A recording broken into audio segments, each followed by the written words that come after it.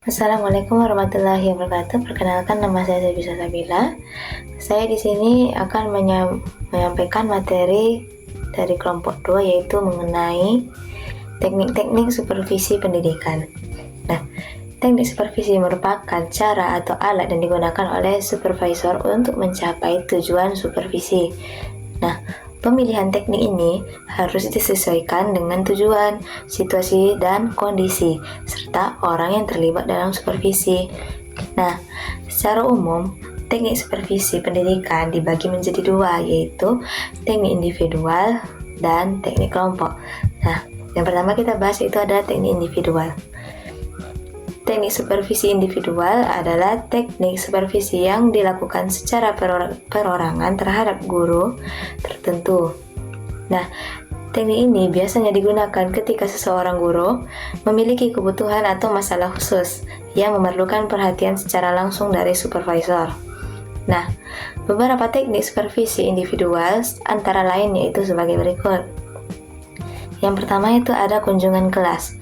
Nah, kunjungan kelas ini merupakan kegiatan ketika kepala sekolah atau supervisor datang ke kelas untuk mengamati secara langsung proses pembelajaran yang dilakukan oleh guru. Nah, tujuan dari kunjungan kelas adalah untuk mengetahui kondisi pembelajaran yang sebenarnya. Nah, hal ini termasuk cara guru mengajar, cara siswa belajar, serta pengelolaan kelas yang dilakukan oleh gurunya.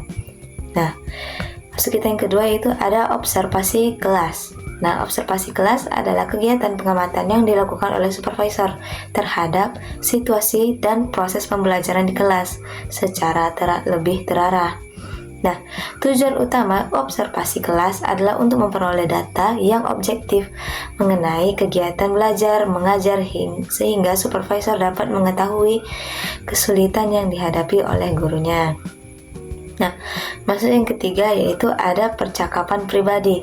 Nah, percakapan pribadi adalah pertemuan atau dialog yang dilakukan dialog langsung antara supervisor dan guru untuk membahas masalah yang berkaitan dengan proses pembelajaran. Nah, percakapan ini tuh bertujuan untuk memberikan bimbingan, saran, dan serta solusi terhadap kesulitan yang dihadapi oleh guru dalam mengajar.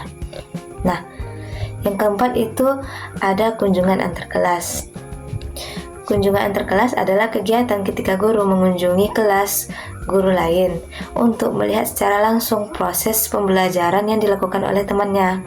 Nah, kegiatan ini bertujuan agar guru dapat saling belajar dan bertukar pengalaman mengenai cara mengajar yang efektif. Yang kelima, ada itu penilaian diri sendiri. Nah, penilaian diri sendiri merupakan teknik supervisi yang dilakukan dengan cara guru menilai dan merefleksikan kemampuan mengajarnya sendiri. Nah, melalui penilaian ini, guru dapat mengetahui kelebihan dan kekurangan dalam proses pembelajaran yang telah dilakukan. Nah, masuk kita ke teknik yang kedua yaitu ada teknik kelompok. Nah, teknik supervisi kelompok adalah teknik supervisi yang dilakukan oleh supervisor bersama beberapa guru dalam satu kelompok. Nah, teknik ini biasanya digunakan ketika beberapa guru memiliki masalah, kebutuhan, atau kelemahan yang sama dalam proses pembelajaran. Nah, dengan mengelompokkan guru ini yang memiliki kebutuhan yang serupa, supervisi dapat dilakukan secara lebih efektif dan efisien karena pembinaan dapat diberikan kepada beberapa guru sekaligus. Nah, beberapa teknik supervisi kelompok antara lain. Yang pertama itu ada orientasi bagi guru baru. Nah, pertemuan ini bertujuan untuk membantu guru baru menyesuaikan diri dengan lingkungan sekolah.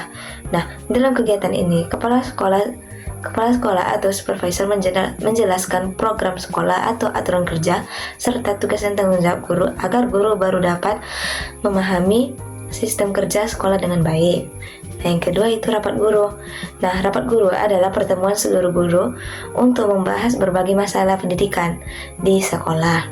Nah, kegiatan ini bertujuan untuk mencari solusi bersama serta meningkatkan kerjasama dalam melaksanakan program sekolah. Baiklah, saya Aira Putri Vanessa. Saya akan menjelaskan teknik kelompok berikutnya, yaitu studi kelompok antar guru, di mana guru-guru yang mengajar mata pelajaran yang sama berkumpul untuk membahas materi atau masalah pembelajaran. Nah, dalam ini kegiatan ini tuh membantu guru memperluas wawasan serta menemukan solusi dalam proses pembelajarannya. Nah, yang keempat, tugas menukar pengalaman. Kegiatan ini dilakukan dengan saling berbagi pengalaman mengajar antar guru, di mana melalui kegiatan ini guru dapat belajar metode, strategi, dan cara mengatasi masalah pembelajaran dari rekan sejawatnya atau dari guru-guru lainnya. Selanjutnya, loka karya atau workshop. Loka karya ini adalah kegiatan kerjasama untuk membahas masalah pendidikan dalam mencari solusi. Dalam kegiatan ini, guru berdiskusi bekerja sama dalam kelompok, serta merumuskan langkah-langkah perbaikan dalam pembelajaran. Yang keenam, diskusi panel. Di mana diskusi panel adalah melibatkan beberapa panelis yang ahli dalam bidang tertentu untuk membahas suatu topik. Peserta dapat memberikan tanggapan atau pertanyaan sehingga pengetahuan guru menjadi lebih luas. Selanjutnya, yang ketujuh, seminar. Seminar merupakan kegiatan ilmiah yang membahas topik pendidikan secara mendalam.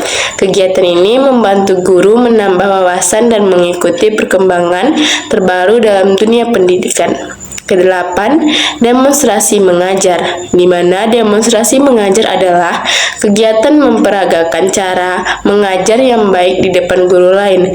Melalui kegiatan ini, guru dapat melihat langsung contoh metode pembelajaran yang efektif dalam mereka melakukan pengajaran di kelas.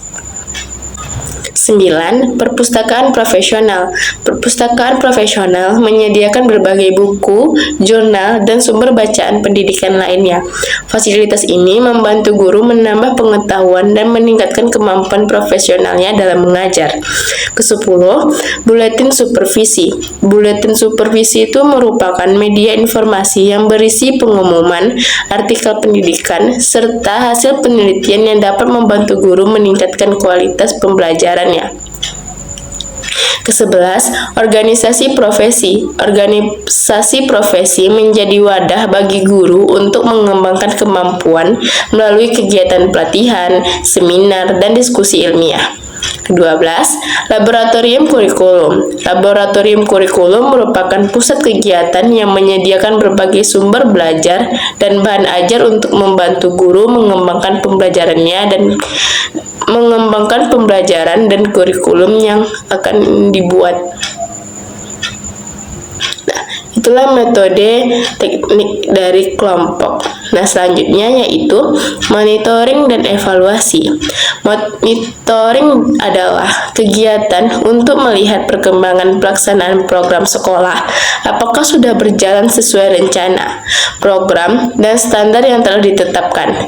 Melalui monitoring juga dapat diketahui hambatan yang muncul selama pelaksanaan program, terutama yang berkaitan dengan rencana pengembangan sekolah atau RPS.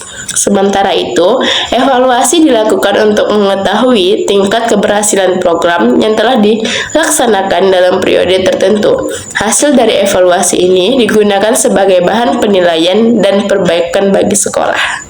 Selanjutnya akan dijelaskan oleh teman saya.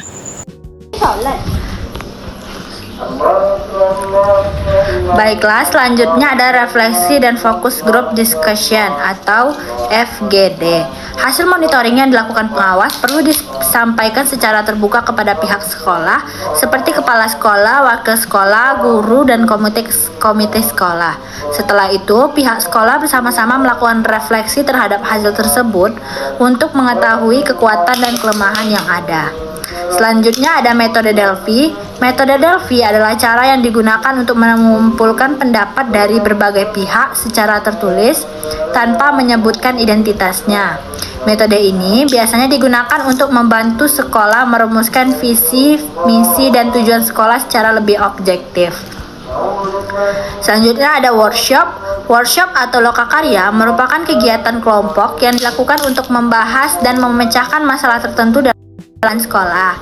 Kegiatan ini biasanya melibatkan wakil sekolah, maupun komite sekolah dalam peserta dari sekolah mengembangkan program.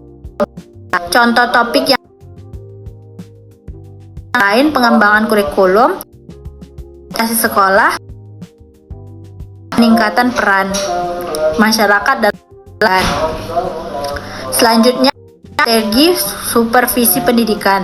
Strategi supervisi pendidikan adalah cara atau langkah yang direncanakan oleh kepala sekolah sebagai supervisor untuk meningkatkan mutu pembelajaran dan kinerja sekolah. Strategi ini berisi rencana, metode, serta tindakan yang disusun secara sistematis agar kegiatan supervisi dapat berjalan efektif dan mencapai pendidikan. Selanjutnya, secara umum, penentuan strategi supervisi dilakukan dalam beberapa tahapan. Yang pertama itu ada tahap identifikasi lingkungan dan supervisi. Tahap ini merupakan langkah awal di mana kepala sekolah mengidentifikasi berbagai kondisi dan permasalahan yang ada di lingkungan sekolah, baik yang berasal dari dalam maupun luar sekolah. Tujuannya adalah untuk memahami situasi kinerja guru dan sekolah sehingga supervisi dapat dilakukan secara tepat. Selanjutnya ada tahap perumusan strategi supervisi. Tahap ini merupakan proses menentukan berbagai teknik atau cara supervisi yang dapat digunakan oleh kepala sekolah. Pada tahap ini, kepala sekolah mulai menyusun rencana strategi yang akan digunakan untuk memperbaiki dan meningkatkan kualitas pembelajaran. Lalu yang selanjutnya tahap pemilihan strategi supervisi. Tahap ini merupakan proses menentukan strategi atau teknik supervisi yang akan digunakan secara nyata. Pada tahap ini, kepala sekolah memilih strategi yang paling tepat berdasarkan hasil penilaian sebelumnya.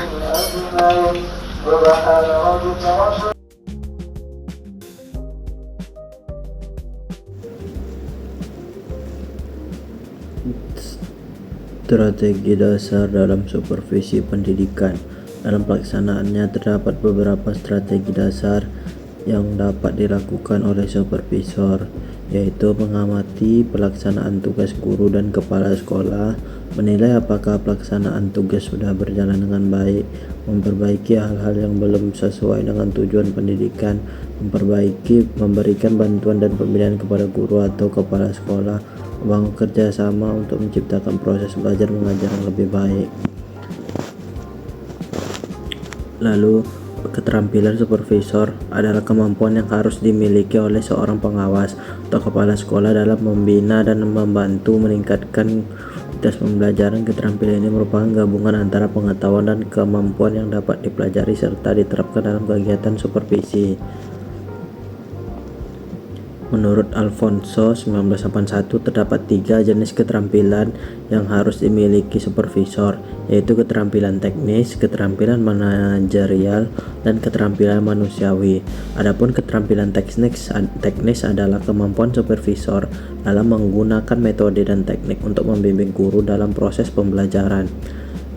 Yang kedua, keterampilan manajerial adalah kemampuan supervisor dalam mengelola atau mengambil keputusan yang berkaitan dengan kegiatan pembinaan untuk guru dan pengelolaan pendidikan. Yang ketiga, keterampilan manusiawi atau human skill. Keterampilan manusiawi ini adalah kemampuan supervisor dalam menjalin kerja yang baik dengan guru dan staf sekolah. Kesimpulannya, supervisi pendidikan merupakan kegiatan pembinaan dan pengawasan yang dilakukan oleh kepala sekolah atau pengawas untuk membantu guru meningkatkan kualitas proses pembelajaran. Supervisi tidak hanya bertujuan menilai atau mencari kesalahan, tetapi lebih menekankan pada pemberian bimbingan, arahan, dan perbaikan agar kegiatan belajar mengajar berjalan lebih efektif serta mampu meningkatkan mutu pendidikan.